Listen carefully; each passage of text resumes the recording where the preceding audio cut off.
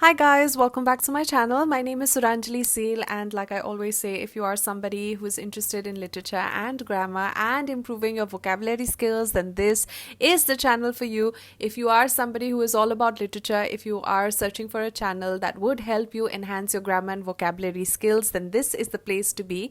In our video today, we're going to continue with our sessions on idioms, and without any further ado, let's get right into it.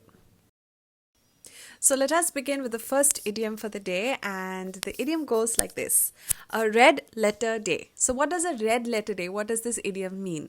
So just remember, we all have calendars at home. Okay, now if you remember correctly, then most of our calendars, right, they have important dates, like for example Republic Day, Independence Day, or you have the birthday of an important personality, or you have, say, puja celebrations or Diwali, whatever. Okay, these important national holidays, okay, which we call them as national holidays, are actually marked in red, right? When we look at a calendar, even Saturdays and Sundays are marked usually in red color.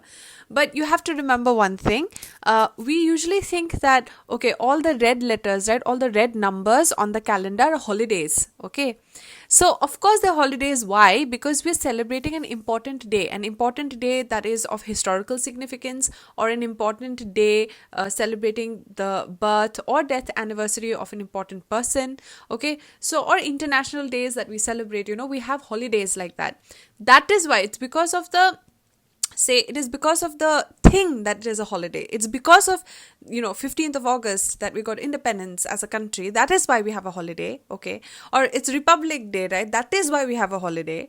Or things like that. What you have to understand is that a red letter day, when you look at the calendar, we say, oh, these are all holidays of the year. Why are they holidays? Because they're important days, right? They're important days of historical significance, or celebrating important personalities, their birth or death anniversary. These are important days, and that's why they're declared as holidays, okay, for all of us. Okay, so you have to understand, a red letter day is an important day. When you look at a calendar, that's where the idea comes from. When you look at a calendar, all important days are marked in red, right? All those holidays are marked in red. Those are important days. That is why it is known as a red letter day. That's where the idiom comes from, or originates from. Now imagine you have a calendar, you have a journal, or you have a calendar at home, a daily timetable, and in a monthly calendar, you just circle. Even in our phones these days, we circle, or we say, right, what will we do in the next week. Suppose you have a job interview on the 15th of a month, and you circle the job interview day, and you write, no, today I have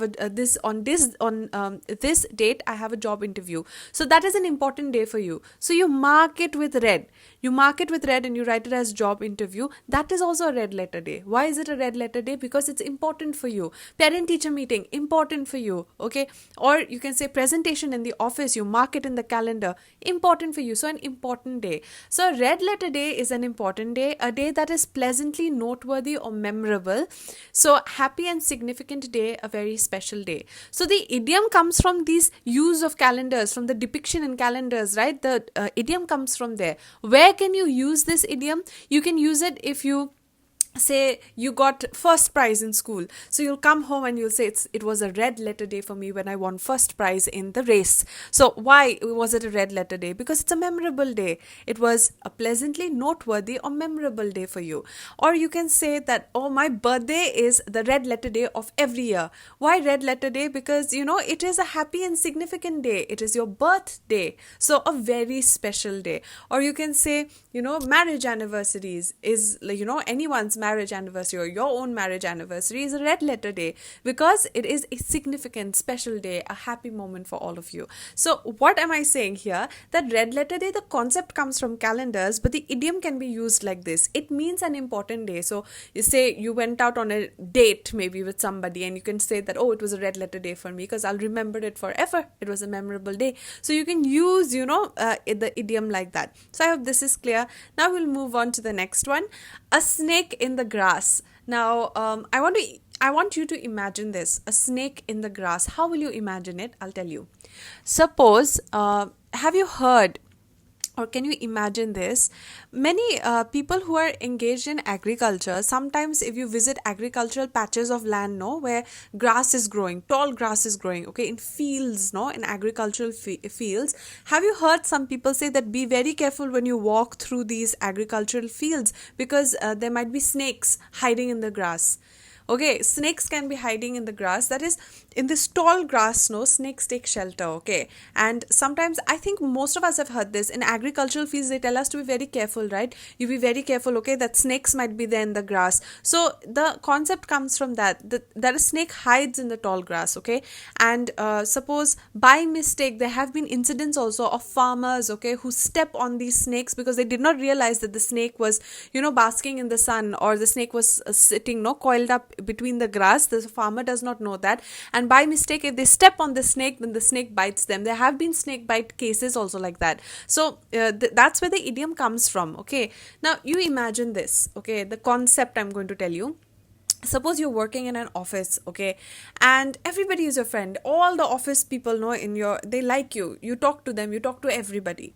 Now you see that you just spend a month in the office, and suddenly, your boss calls you, and your boss says, "Arey, you're not working. Why aren't you working? You're supposed to be working." Or maybe you say that, "Sir, I am working. I am doing all the work." But the boss says that, "No, I'm getting other reports that you're not working." And, you think that everybody is, happy with me. Everybody is talking to me. I'm doing all the work in the office also. Then who is giving the information to the boss? Like, who is giving these lies, no? Who's feeding these things to the boss? Then you say, there must be a snake in the grass. That is, all these office people who are working with you, somebody from them only must have complained. Somebody from them only must have, lied to the boss. That's why the boss has called you, and now the boss is saying, the boss is telling you all these things. Otherwise, how can the boss know, right? So you will say that, okay, there must be a snake in the grass. Like, there's so many people over here. One of these people only must be backstabbing me, must be lying, must be the one who is two-faced. Good on my face, but, behind my back, giving all the information, wrong information to the boss. So, you understand this. The concept of the snake in the grass is like that. The idiom "a snake in the grass" originated from the Roman poet Virgil. This is a poet, Virgil, his name is, and who used it in 37 BC. Now, here what I'm trying to say is, Virgil was the poet who first used this idiom. Idioms is not like I wake up in the morning and I'm like, today I'm going to make an idiom, okay, a snake in the grass. No, you observe. What do poets do? What do writers do? They observe life, right? So Virgil must have observed this, snake in the grass, in the farmlands, agricultural lands. He observed that, and then he put it down in poem, and then, like, now we use it generally as an idiom. So what it means, it's a metaphor for treachery. What does treachery mean? I'll tell you. Alluding to a poisonous snake concealed in tall grass. So like I said, tall grass, the snake is hiding there, you cannot detect it. So it is usually used to talk about a person who betrays you, a person who backstabs you, a treacherous person. So a treacherous person, unreliable, deceitful person, a secret enemy. Now, who is a treacherous person? What does treachery mean? Treacherous means misleading or involving betrayal. Like I said, betrayal, backstabbing you, and misleading, that on the face they're very, very good, or they're giving you false information, a misleading person, somebody who's not honest. Okay, so that's a snake in the grass. And then you have unreliable, cannot be trusted, cannot depend on. So basically it's a two-faced person. Basically it's somebody who is not trustworthy. So this is what a snake in the grass means. When it comes to the word deceitful over here, I've already dealt with it in my synonym antonyms videos. If you have not watched the other videos, make sure you do so. I'm also dealing with detailed concepts and word meanings also that I'm dealing with in my synonym and antonym videos, so that we know new words and know how to use them. So please check out the other video if you haven't done so yet. And this is a snake in the grass. Okay, we're going to move on from here. I hope you've understood this. Now the next one.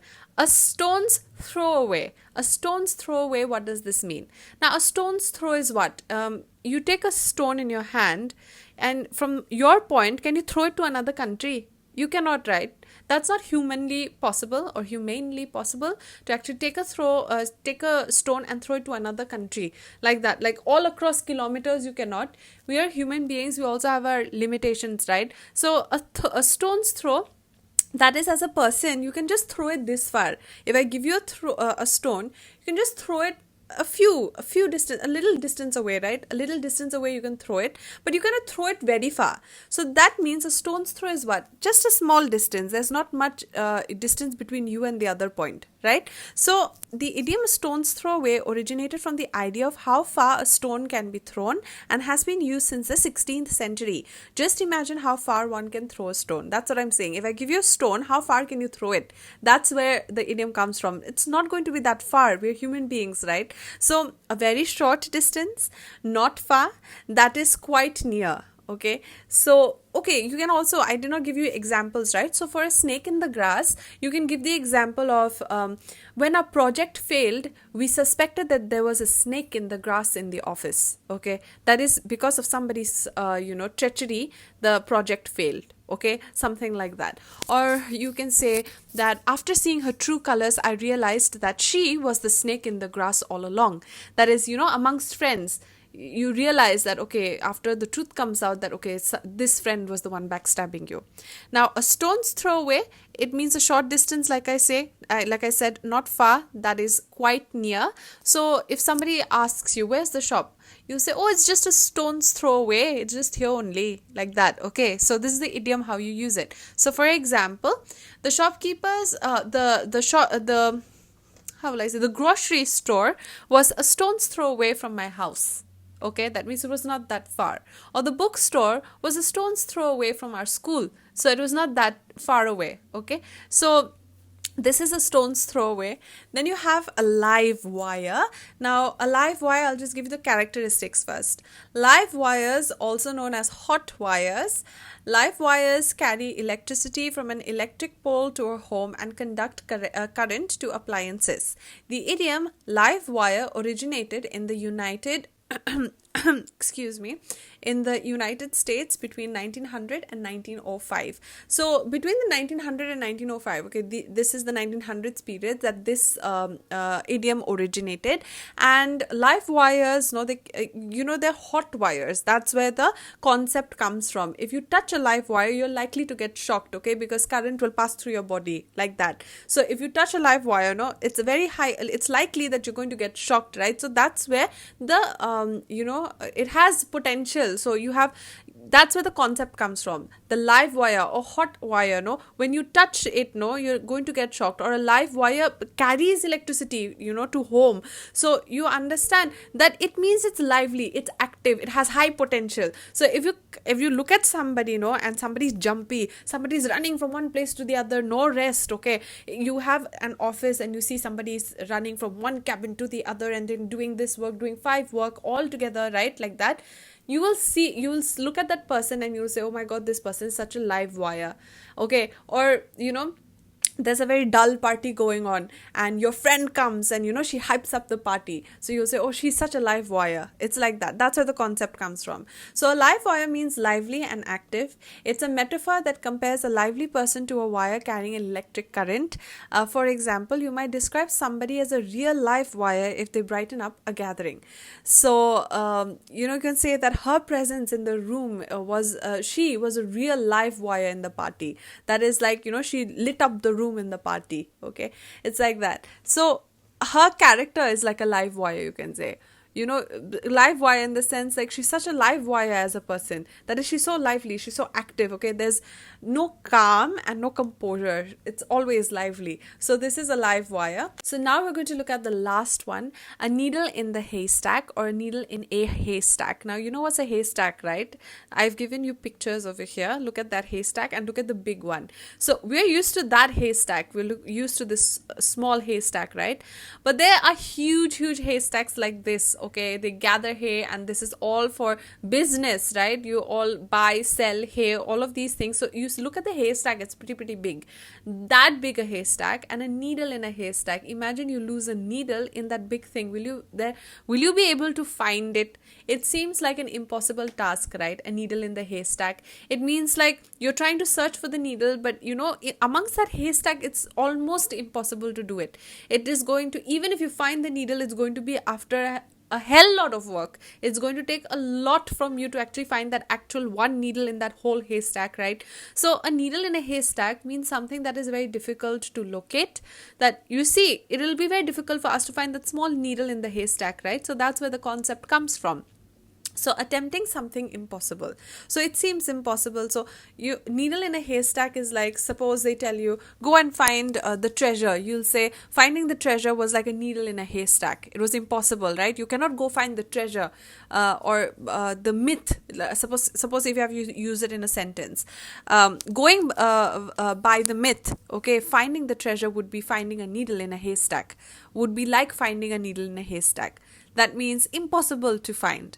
Okay, so these kind of sentences you can use using idioms, or maybe in a more day-to-day life, you go to a departmental store. I'm giving an example. You and your friend go to a departmental store and you want to find something in the departmental store. Say if you want to find a chocolate and you visit an aisle where there are thousands and thousands of rows of chocolates only, like chocolates and chocolates, and your friend wants that one chocolate, that one brand of chocolate your friend is searching for. And when you go to the departmental store, you see this huge big line of just chocolates only, thousands of chocolates, and you'll say, oh my goodness, finding your chocolate is going to be like finding a needle in a haystack.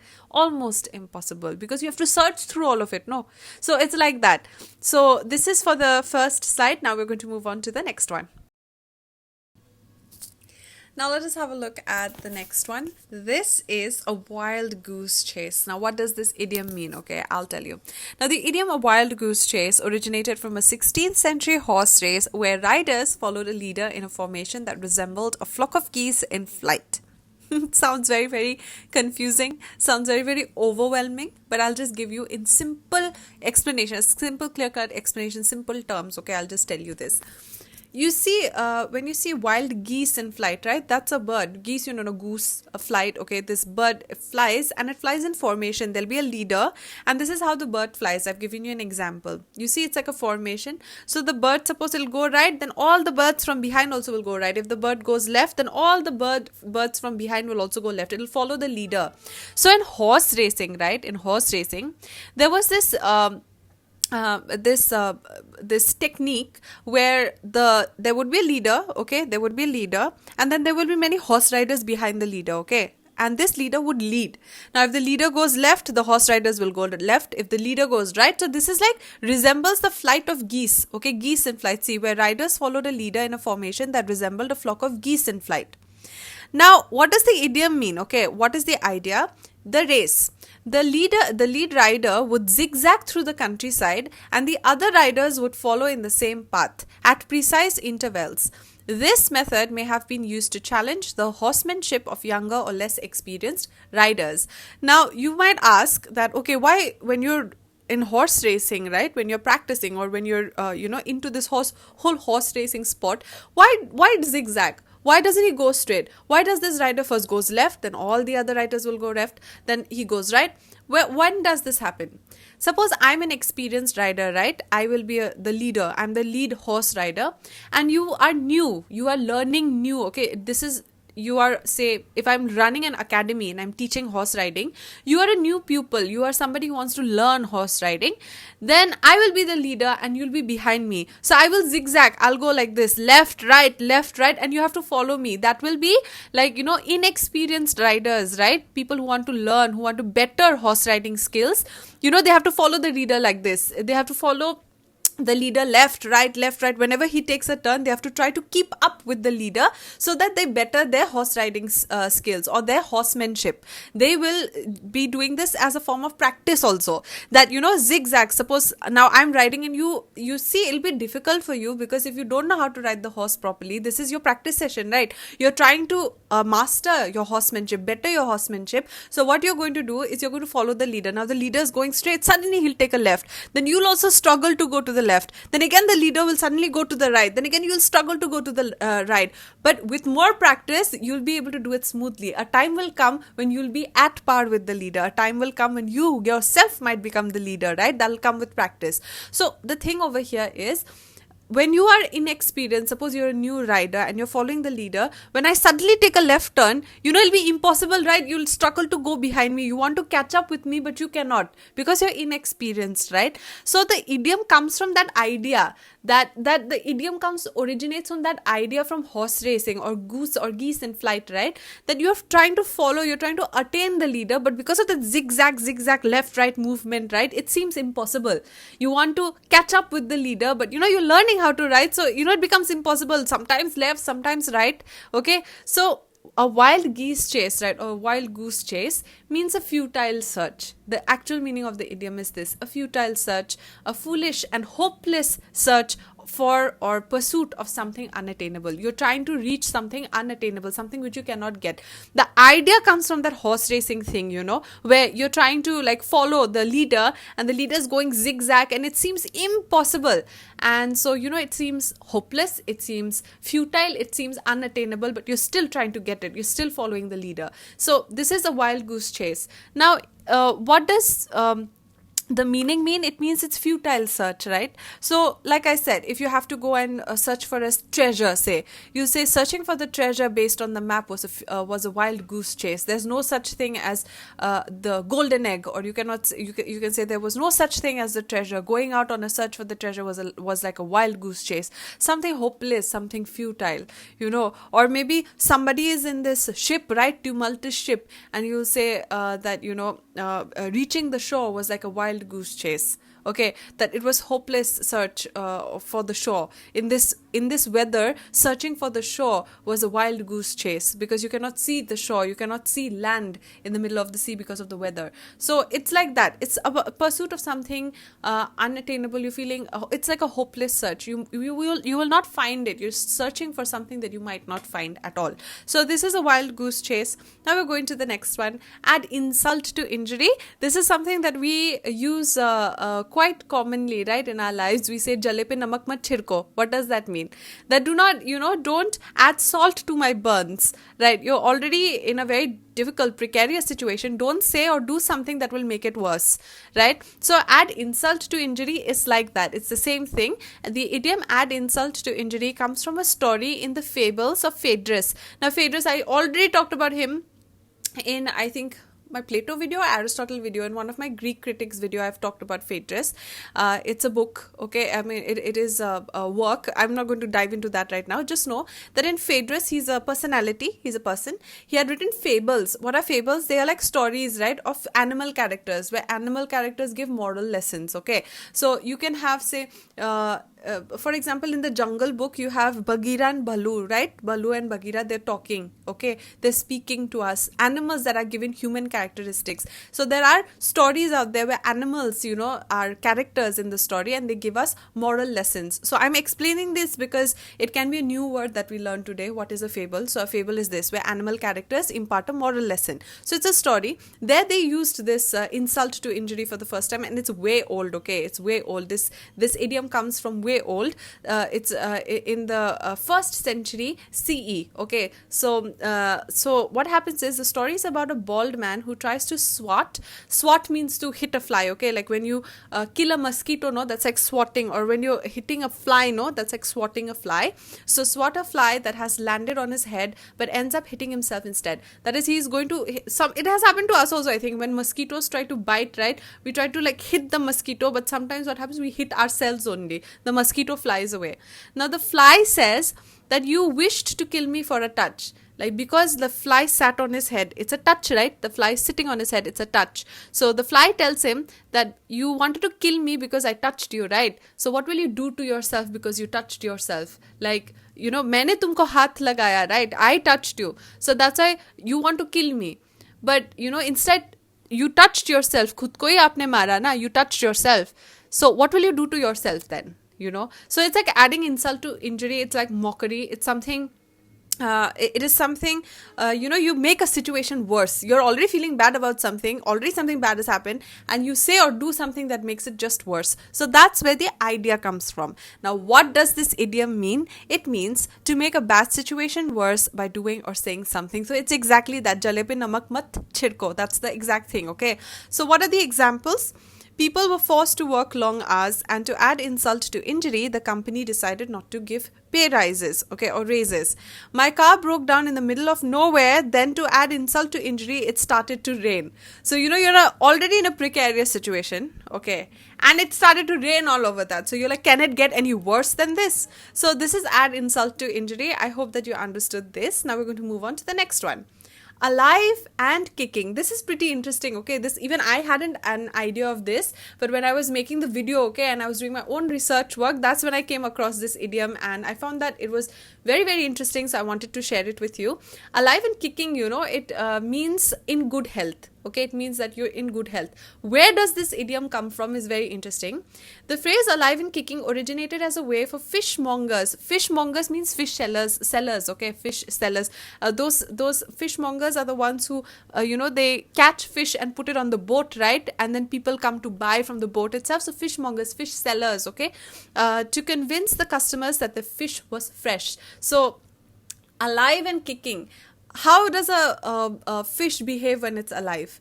Like if you have bought fish, if you have witnessed it, live fishes, no, when you take them out from the water, they jump, right? They kick and jump, and they try to, you know, of course they're struggling for their life, okay? That's what it is. So they jump and, you know, they twist and turn like that, right? So that's where the concept comes from, alive and kicking. So if somebody's fish, okay, like somebody has gone to buy fish, and they ask the fish seller that, is this fish fresh, is this fish good? So the fish seller or the fishmonger would say that, yes, my fishes are alive and kicking. That means, like, you know, they're lively, they're alive, and they're kicking. That is that the movement of the fish, right? Fish out of water, when they move, no, like this, so that is, they toss and turn, no, like that, or jump, right? That is where the idea comes from. So he says, the fishmonger would say, yes, my fish is alive and kicking. That means it is alive and kicking. That means it's in good health. This is the idiom where it comes from. In literal terms, what we use, if somebody asks you, how are you, you'll say, I'm alive and kicking. That means you're in good health. Okay, how's your dog? Oh, my dog is alive and kicking. So that means, like, in good health, jolly, lively, like that. Okay, so this is alive and kicking. Now we're going to the next one. This is very easy. There's nothing much to explain. Aladdin's cave. Aladdin's cave, I've given you a picture over here.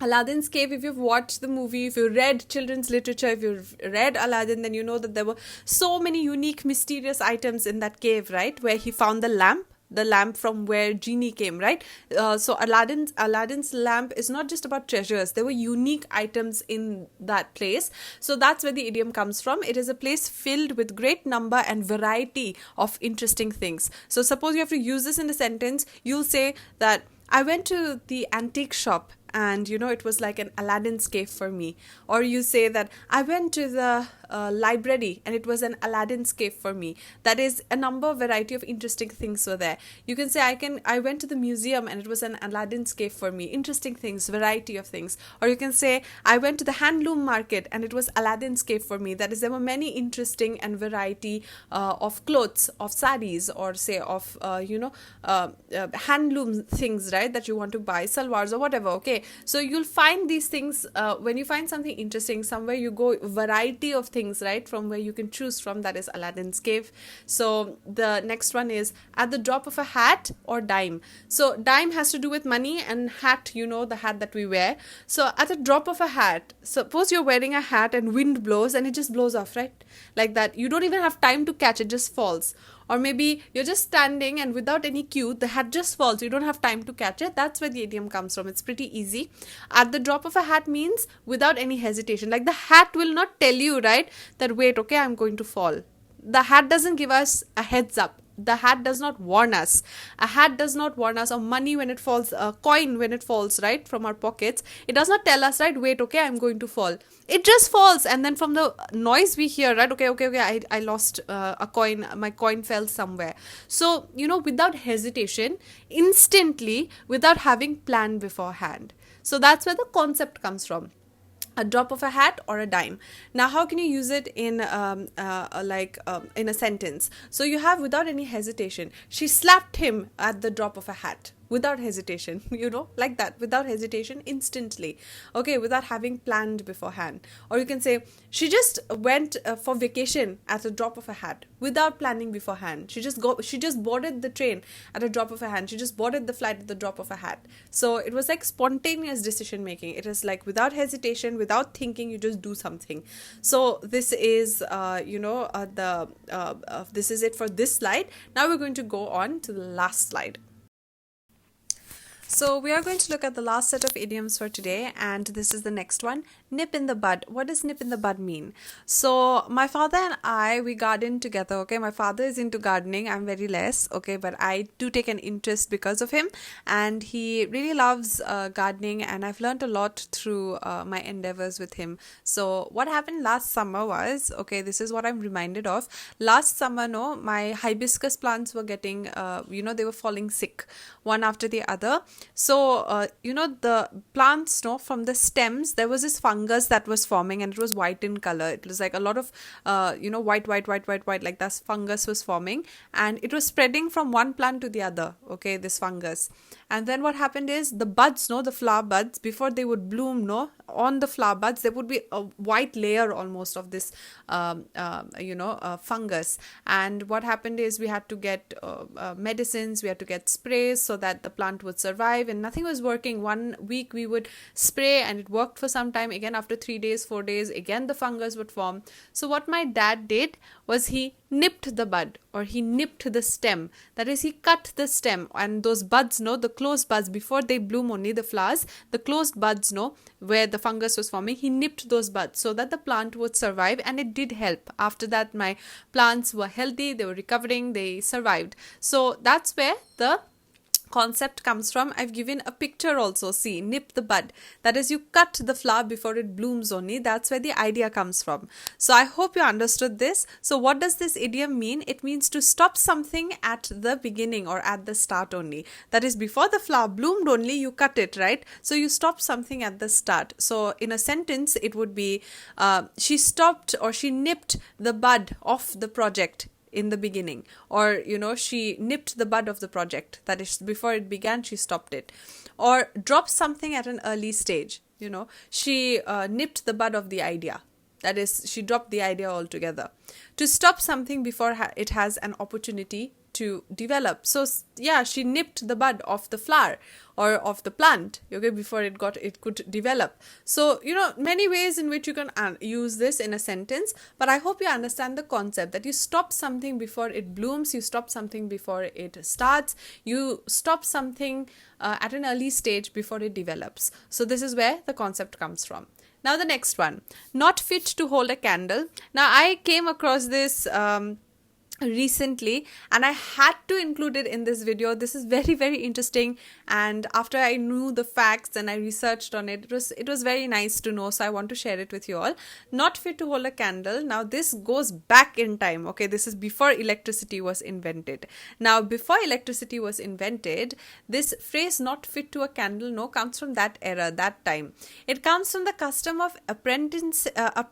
This apprentice, you know what is an apprentice? Apprentices, what they used to do is, suppose we had hereditary, or we used to learn a trade. Now we go to schools, right? Suppose you want to learn clock making, or you want to learn shoe making, okay, you want to learn how to make a shoe.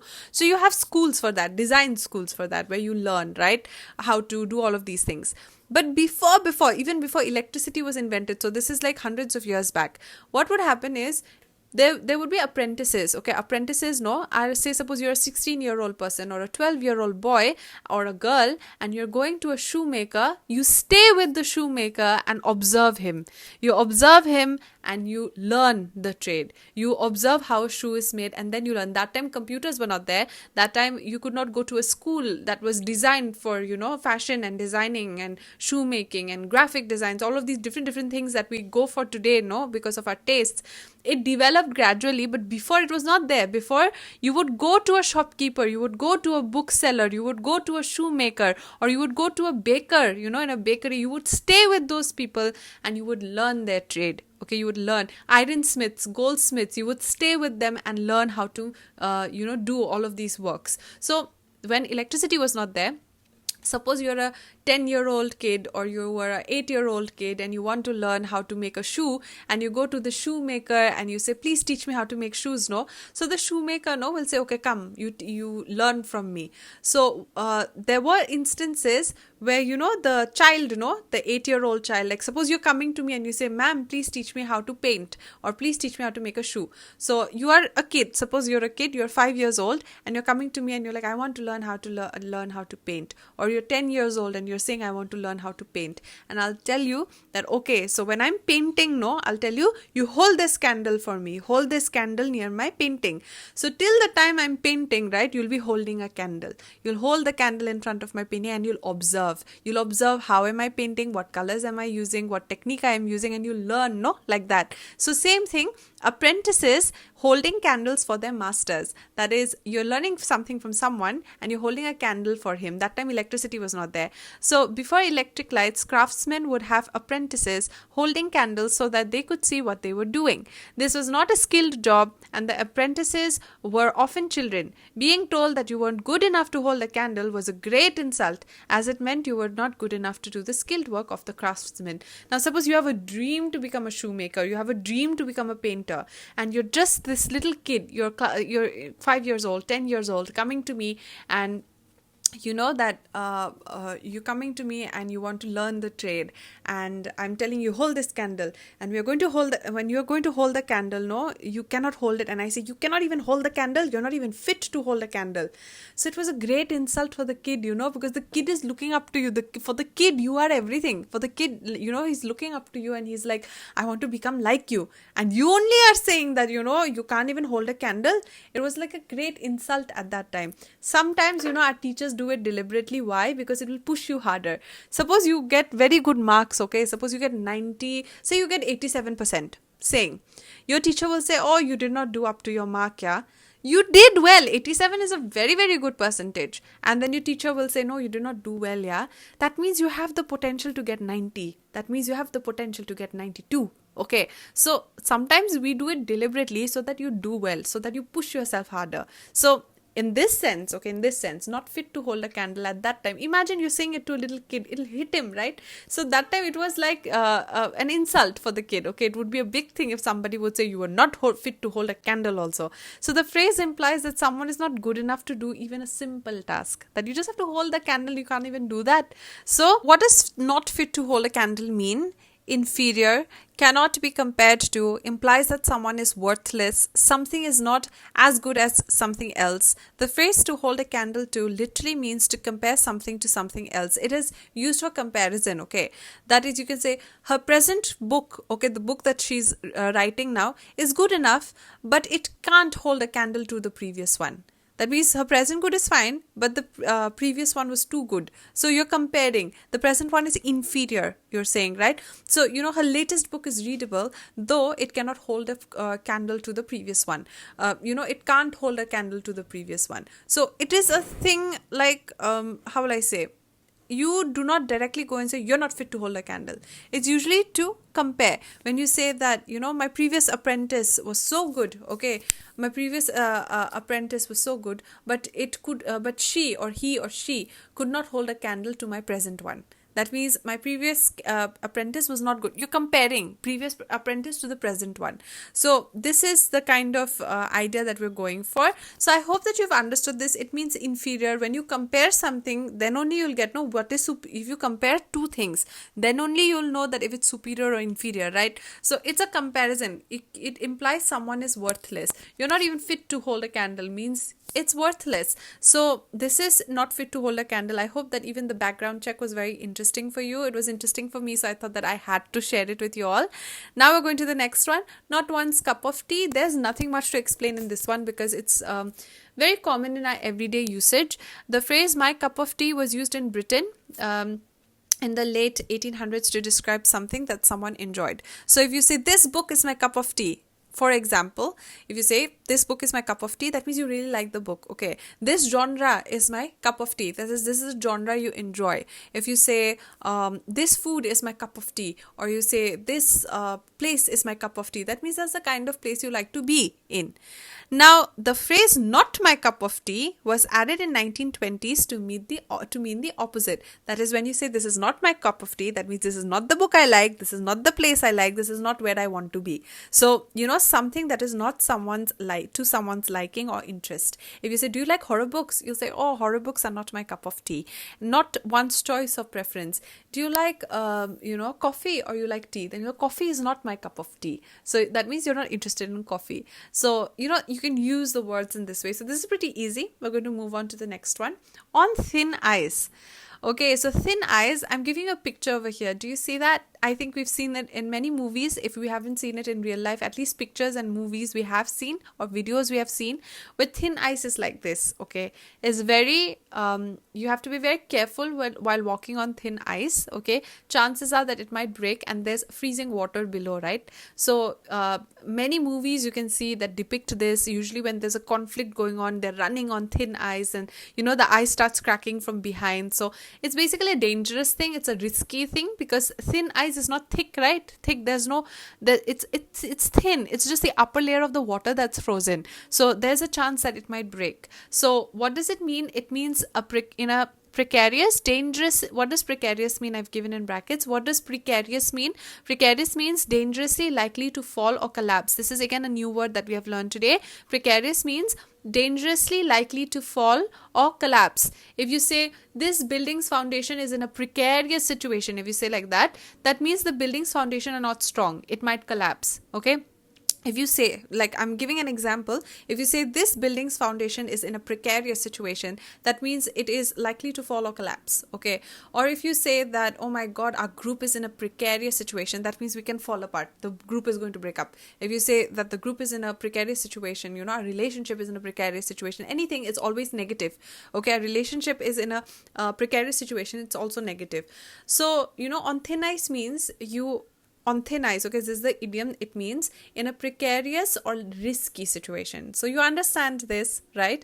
So I wrote I wrote a write-up, not a poem really, but it was just a thought that came to my mind, and I wrote it. I love how you dance on thin ice without the fear of it breaking and having you fall through. This is something that I'd written once. I love how you dance, like, poetry, the idea behind it was that you dance on thin ice without fearing that it'll break and you'll fall into the water. So it was reminded me of life, that sometimes, as human beings, life is not always perfect. You have ups and downs. So during the downs, right, you dance on thin ice. You don't have to be afraid of taking risks. Don't be afraid of, having the ground break and you'll fall, right? Even if you're in a very, very dicey situation, even if not dicey, but if you're in a very troublesome situation, you're going through something in life, just hold on. That's the thing.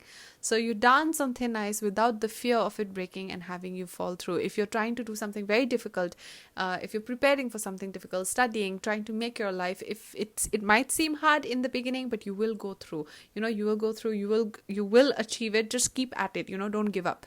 So on thin ice, how can you use it? This is just a food for thought I shared with you all, since we are here, in this family together, this literature and grammar family that we are exploring together. Okay, so I just gave it out there. So now on thin ice, now coming back to the topic, excuse me. Now on thin ice, how can you use it as an example? For an example, we can use it, say, she knew she was walking on thin ice when she knew she was walking on thin ice when she began the project. Okay, but she went through bravely, or she fought through relentlessly. She was walking on thin ice when she protested against the manager, but she voiced out relentlessly. She fought through relentlessly, like that. On thin ice means that in a very risky situation, we say no aage kuwa piche khai kind of a thing. In a risky situation, but you work through it. Okay, so this is on thin ice. Then we have on the same page. On the same page also is pretty interesting. Where the idea comes from.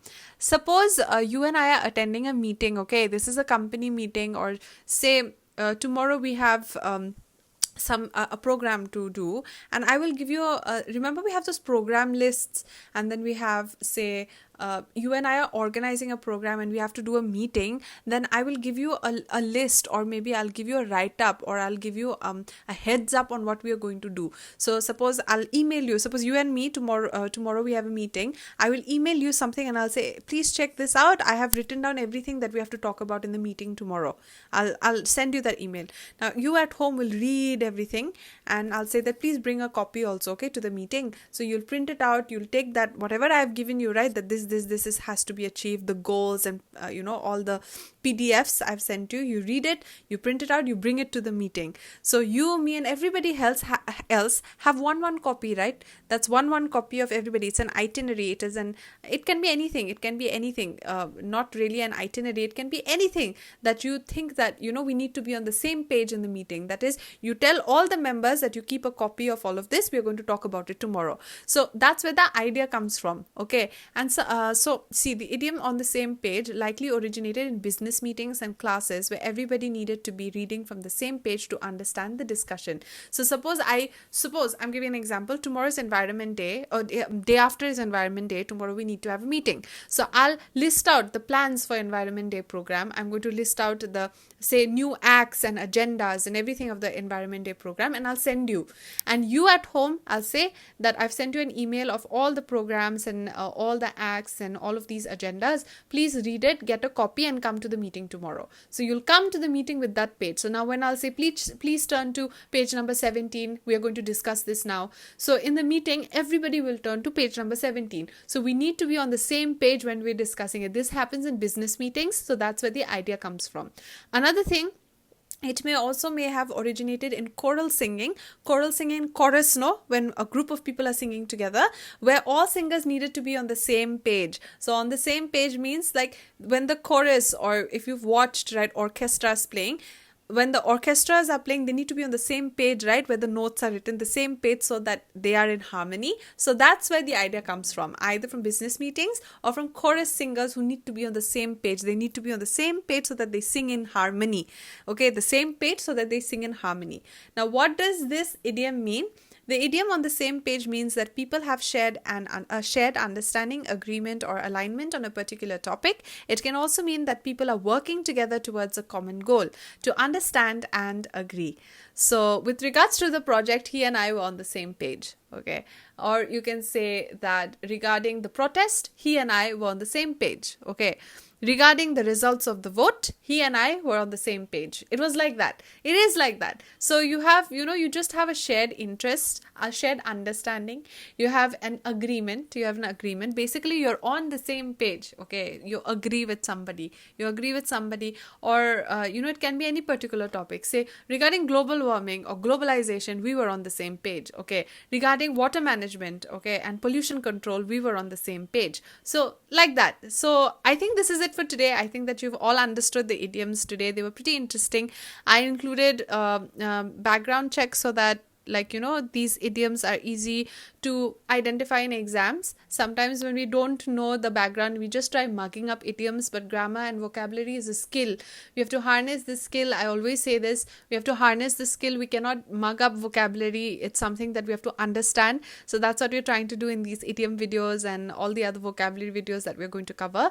So I hope that this video has been helpful for you, and if it has, then please don't forget to like the video, share the video, and subscribe to my channel for similar content. If you're enjoying what you're seeing and enjoying all my videos so far, thank you so much for all the support and love that you're showing to my channel and my endeavors. So thank you so much. Okay, and till we meet again, I really hope that you stay healthy and happy. See you in the next one, guys. Take care.